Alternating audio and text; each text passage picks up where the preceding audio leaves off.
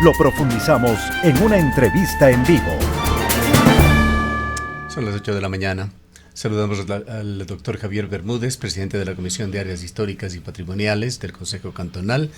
Él es uno de los actores en estos debates que se han dado sobre PUCS y PDOT. La situación no es clara, pero sí hay puntos extremos en esta situación, como aquella de solicitar que se deroguen 3 ordenanzas como comienzo de una solución. Esto se ha visto que pondría en riesgo a la ciudad de no contar con un marco legal referente en materia de urbanismo y ordenamiento territorial, que no puede suceder en ninguna ciudad del mundo, menos en una ciudad de tamaño intermedio como Cuenca, además con reconocimiento patrimonial. Es un tema extremadamente delicado. ¿Cuáles son las salidas, doctor Bermúdez? ¿Qué es lo que se viene dialogando, ojalá, y tratando de encontrar puntos de encuentro en el municipio para terminar con esta polémica, pero con salidas que de alguna manera complazcan a las diferentes partes? Muy buenos días, Gustavo. Rosana, buenos días, qué gusto estar acá. Esto es un embrollo en donde nos lleva realmente la falta de participación ciudadana, que no es lo mismo que socialización. Son dos situaciones plenamente distintas. Entonces, desde ahí se empezó a querer normar un PDOT y un PUCS en donde justamente nos fuimos de tiempo. Y además el artículo 7, siempre soy yo reiterativo en esto, el artículo 7 del reglamento de la LOTUCS, ¿sí?, genera todos los pasos que se deben observar para que la participación ciudadana se haga efectiva. Eso no existió, Gustavo. Entonces la gente empieza a tener curiosidad de lo que está pasando en el Consejo Cantonal, y yo les decía. Pero, concejal, perdón, aquí una interrupción. Ustedes como concejales insistieron en que esto no se estaba cumpliendo, se dirigieron al alcalde solicitando que efectivamente se cumpla, se abran estos espacios de una real participación ciudadana. La real participación ciudadana la debía haber generado la administración pública, que es la que tiene todo el tema. Nosotros estuvimos en nueve talleres de PDOT, donde dimos nosotros como concejales, no solamente yo, sino el resto de concejales también dieron sus aportes. Luego los talleres iban dirigidos a quién? Solamente a concejales. Solamente me estoy refiriendo a concejales. ¿No fue eso parte del error? Yo creo que no, porque esto es un tema para concejales, y la administración supuestamente hizo otras socializaciones con la gente, pero los en donde con son los concejales. Exacto. Por supuesto, el alcalde también. Obviamente. Pero son los concejales. ¿Por qué no compartir y hacerlo oportunamente con representantes ciudadanos? No se pide que esté una multitud dentro de estos talleres, pero sí 4, 5, 6 representantes que se sabe existen y estaban interesados en el tema. Supuestamente ellos habían hecho ya de manera paralela, digamos, con las socializaciones, ¿no? Se dividieron estas socializaciones. Los dirigentes dicen que no, que nunca se les Así es. Entonces, invitó, que se enteraron por los medios de prensa. Eso justamente es lo que nosotros nos preguntamos también, ¿no? ¿Por qué? Porque vuelvo al artículo 7 del reglamento de la LOTUCS. Ese es el punto fundamental para la participación ciudadana. Ahí dice que se tiene que generar asambleas ciudadanas.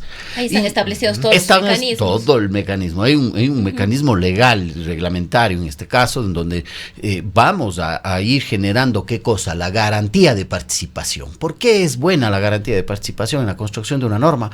Porque garantiza que todas las particularidades, tanto del sector urbano como en el sector rural, estén presentes, ¿sí?, y se tomen en cuenta.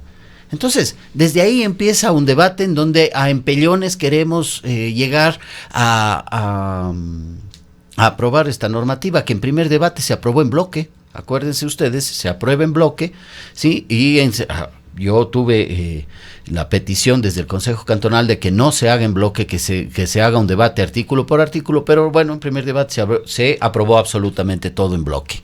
En segundo debate llevamos al artículo por artículo, y es donde llega ya la gente a conocer lo que está pasando, ¿no? Entonces ahí empiezan concepciones y criterios sumamente desconectados con la realidad. Fraccionamiento y parcelación agrícola son situaciones y leyes que son eminentemente, ¿sí?, la una de la otra distantes. ¿Por qué digo esto? Porque la ley de tierras baldías, ¿sí?, de tierras ancestrales, que se llama, en su artículo 109 garantiza, ¿sí?, garantiza los minifundios. y dice que el GAD municipal debe generar este tema para ¿qué? Garantizar los minifundios y además garantizar el lote mínimo. Pero ¿qué lote mínimo vamos a tener si nosotros no tenemos un catastro actualizado? No podemos, ¿cómo nosotros podemos tener una concepción de un cantón sin saber cómo está ese cantón? ¿No fue eso es también importante previo, y yo diría de todos los actores allí, al saber que no se contaba con esa información clave, intentar regular esos territorios? Exacto, es un error garrafal, porque es como si el médico le pidiéramos que sane al paciente sin verlo. Entonces nosotros la administración estaba un poco dando palos de ciego y queriendo ¿cómo se planifica un poco reformar esta situación? Si no se conoce la realidad actual. Exactamente, eso es lo que nosotros nos preguntamos y todavía seguimos sin una respuesta. Ahora, luego de eso empieza a generarse ciertas circunstancias en donde las personas empiezan a pedir, mediante sus protestas, que también traían propuestas, que se vayan generando otros cambios normativos. Hablaban ya del tema del lote mínimo, hablaban también del tema de las multas compulsorias, se hablaba también sobre la ordenanza de uso y control, y también de las contribuciones especiales. Entonces, toda esa parte ya va tomando otra concepción. Primero hablábamos del PDOT y del PUCS, que en cuanto a su reforma teníamos hasta el 31 de marzo del 2025.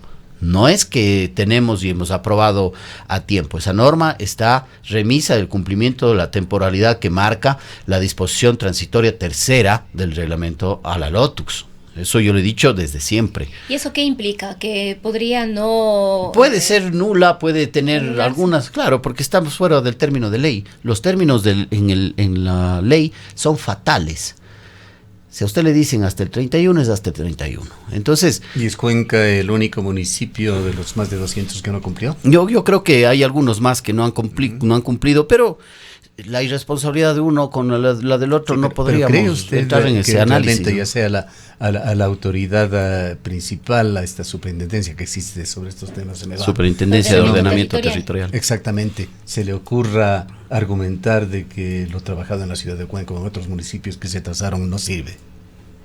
Anularla. Bueno, ahí el tema entraría ya a decisión de la autoridad de control, ¿no? Porque para mi manera de ver, este PDOT es extemporáneo porque así lo dice la ley, no porque yo me quiero inventar. Pero, o porque ¿no hubiese sucedido ya? No creo, me parece que ellos están en una etapa de revisión de estos temas, ¿no? Entonces, todavía no sabemos, tenemos la última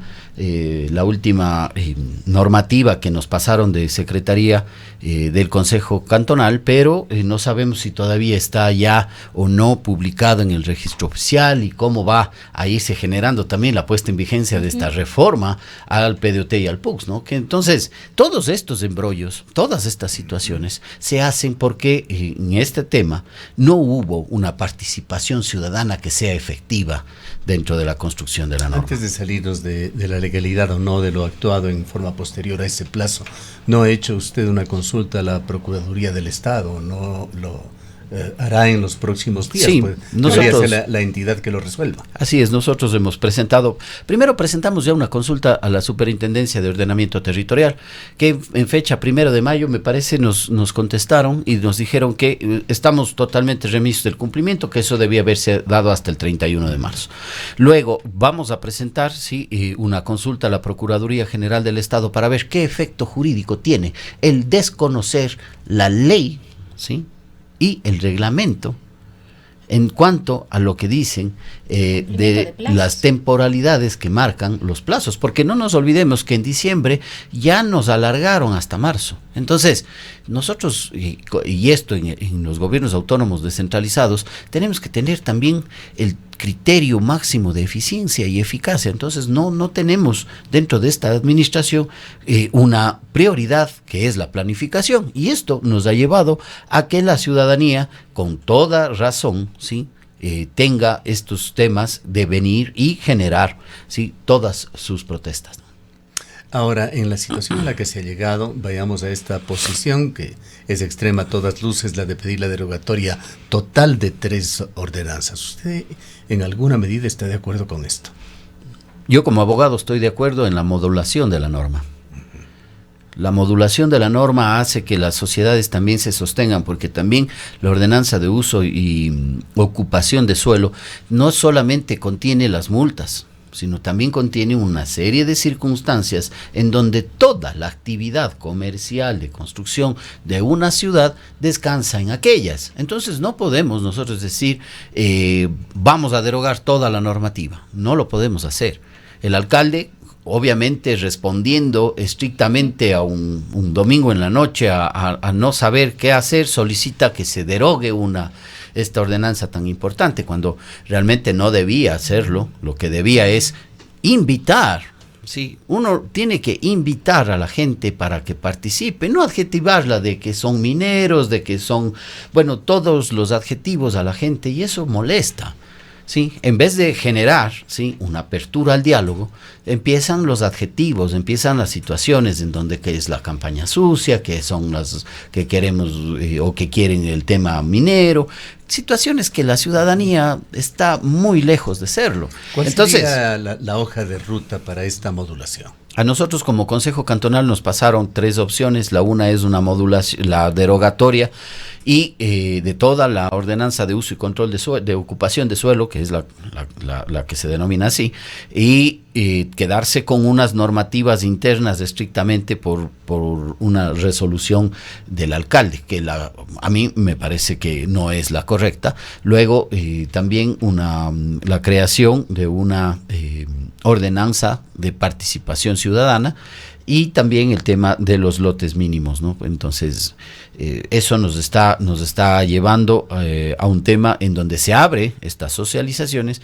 pero se vuelve a caer, ¿no? Se vuelve a caer en el tema de que yo abro la socialización, pero los que quieren estar en la socialización, no sé si no son invitados, deben haber sido, o cómo yo me voy a una socialización cuando soy adjetivado de cualquier cosa, ¿no? Entonces, ahí se necesita, ¿sí?, a un verdadero estadista. Ahí se necesita a la gente, Gustavo, en donde nosotros tengamos, ¿sí?, la oportunidad de llegar a la autoridad y decirle, estas son nuestras peticiones. Pero eso no existe. La primera opción. La primera opción. ¿Y hay otras? No tenemos otras. Ya. ¿Y cuál sería su propuesta? ¿Cuál sería el camino? El camino es modular. Yo creo que la modulación, empezando por la derogatoria expresa de las multas compulsorias, ¿sí? Artículo 89, Gustavo, no más. Artículo 89, modular, sí, las multas para el sector rural. Obviamente que sí, hay que hacerlo. Pero dejar todo lo que tenga que ver con los permisos de construcción, que es construcción mayor, construcción menor, todos los retiros, el uso de los temas también para generar los permisos para las actividades y todo, eso no podemos hacerlo. Sería muy irresponsable de mi parte decir, sí, se derogue todo. No podemos. ¿Qué se debería hacer en cuanto a la proporcionalidad de las sanciones? La proporcionalidad marca nuestra Constitución. ¿Sí? El artículo 240 del COA, que hablaba estrictamente del tema de las multas compulsorias, dice, puede, ¿sí?, ponerse el tema de multas compulsorias con 2 principios: proporcionalidad, ¿sí?, el de igualdad también, que se respeten estos principios. Entonces, si ustedes ven, existe un tema en donde el artículo 240 del COA, que nos daba esta posibilidad de presentar multas compulsorias en la norma, nos daba ese espacio. Ahora, lo que nosotros queremos es, si es que la gente pide la derogatoria, que se derogue. O sea, que se derogue todo lo que tenga que ver, pero a mi manera de ver, no podríamos hacerlo con toda una normativa que sostiene el andamiaje de todo el municipio. Eso es importante también, ¿no? ¿Le ha dicho esto usted a los dirigentes? Sí, claro que sí, yo les he dicho. Sí, yo les he dicho mi punto de vista ha sido claro desde el principio. Nos hemos reunido también no solamente con las personas que están haciendo esta protesta, que es muy altiva, y yo la reconozco y la valoro. Los dirigentes son abogados, conocen la ley, tienen claridad en cuanto a los alcances. Y son buenos aportes. Ellos, que una derogatoria tendría. Y ellos no han dicho, no están diciendo cosas fuera de lugar. Lo que están diciendo es derogues estas situaciones. Pero si usted les llama a una mesa de diálogo clara, franca, sincera, sin adjetivos, sin decir campaña sucia, sin decir que son mineros, sin decir que están auspiciados, va a lograr un espacio en donde les vamos a poder escuchar, ¿sí?, a la gente. Eso es importante también, Gustavo. Bien, el tema sanciones sería lo fundamental. Sí. ¿Qué hacer, decir, modificar sobre algo que es una queja permanente todavía en Cuenca? Los problemas de burocracia que hacen lentos, ralentizan los procesos constructivos en general. Justamente la norma, ¿sí?, de uso y control de suelo era la que ayudaba también, tiene espacios para ayudar a que los trámites municipales se hagan mucho más rápidos.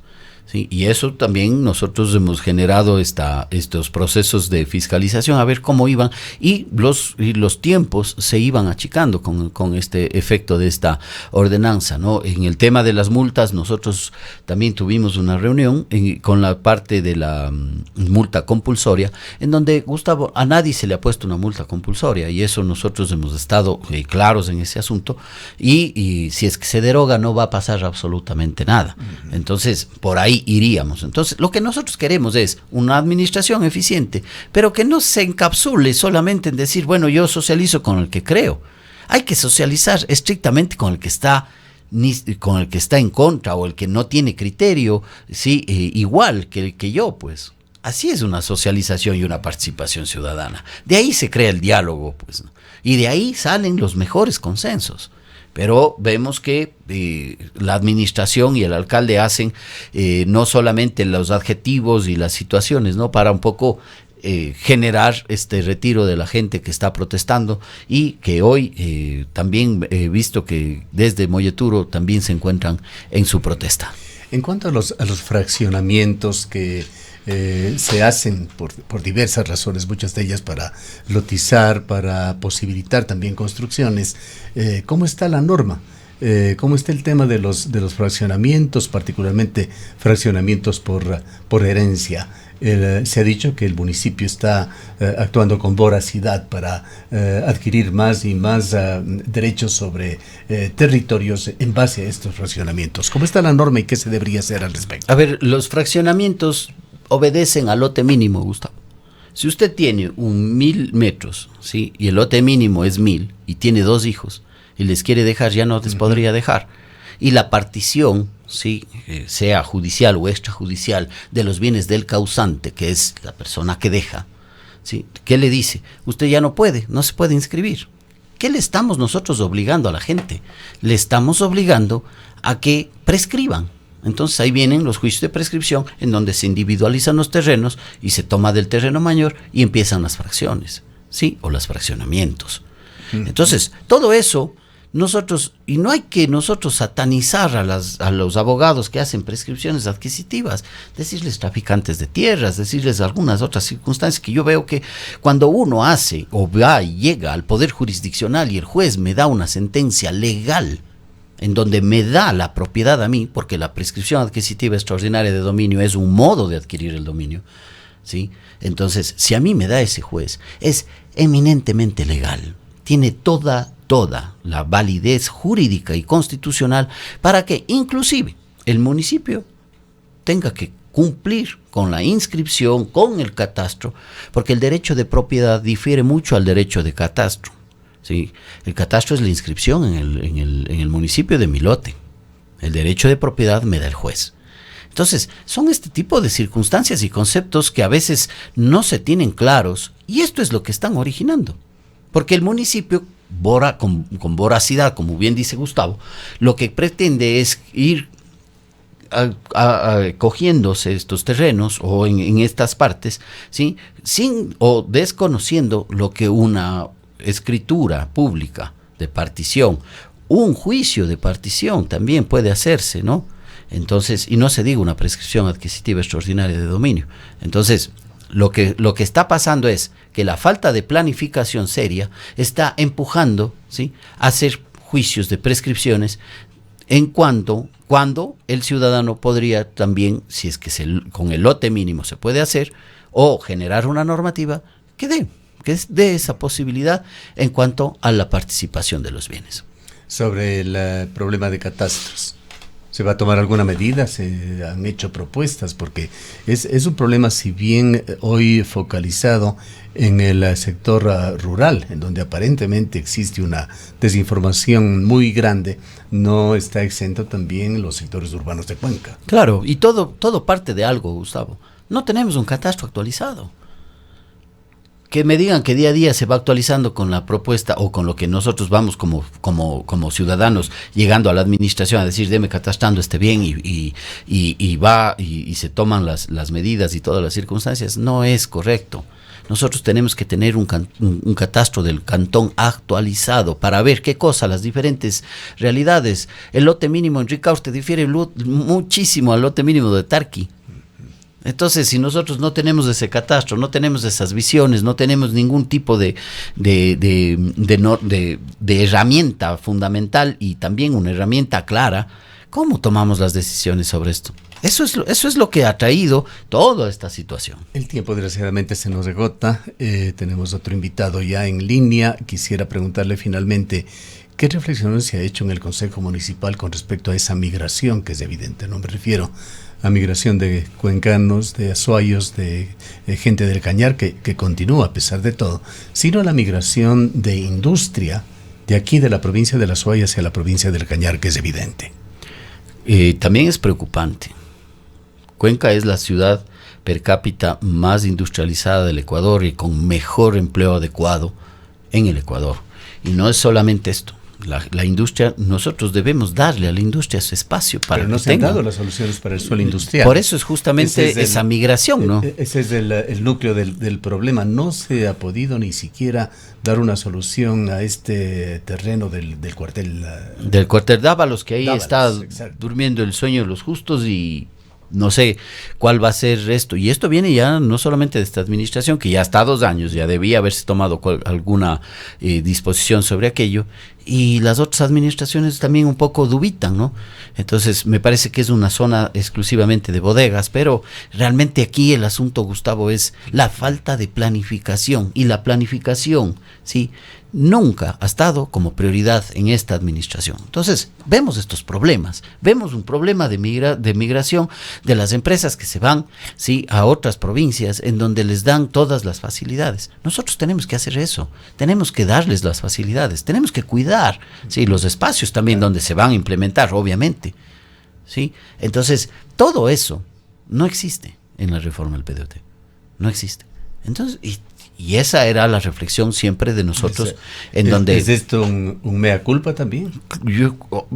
Obviamente, yo voté no en todo esto, y también en el diario de debates del Consejo Cantonal les he dicho, querían, inclusive hubo una petición de derogar una disposición transitoria en donde se tenía o se tiene que normar mediante ordenanza la implementación de todas las industrias. Y eso se pidió derogar en el Consejo. Yo les decía, no deroguen, no sean malos. Terminemos con el tema de las contribuciones especiales que generaron tanto problema en el sector rural, sobre todo. Las contribuciones especiales están generadas exclusivamente mediante una ordenanza. El COTAD cambia la redacción del artículo 509, si mal no estoy, en donde se dice que antes era la parte urbana, ahora elimina esa parte y obviamente dice que se refiere a todo el cantón. Desde ahí hubo una petición y se tiene que ir cambiando y reformando las normativas de menor jerarquía, obviamente la ordenanza de contribución. Entonces se hizo también un tema en donde se excluían las propiedades que tengan avalúos menores a 40 salarios básicos, me parece. Bien. No nos da para más el tiempo. Esperemos que realmente se encuentren caminos de solución en el Consejo Municipal sobre estos complejos temas, doctor Bermúdez, y ojalá en esta misma semana. Esperemos que sea así. Nosotros siempre estamos dispuestos a ser propositivos desde el Consejo Cantonal. Todo el tiempo siempre hemos dado nuestra visión jurídica, técnica, pero también una visión apegada a lo que es la realidad de la gente, ¿no? Y queriendo y proporcionando la participación ciudadana. Le agradecemos por su Muchísimas presencia. Gracias, Gustavo. Han escuchado al doctor Javier Bermúdez, él es concejal del Cantón Cuenca. Son las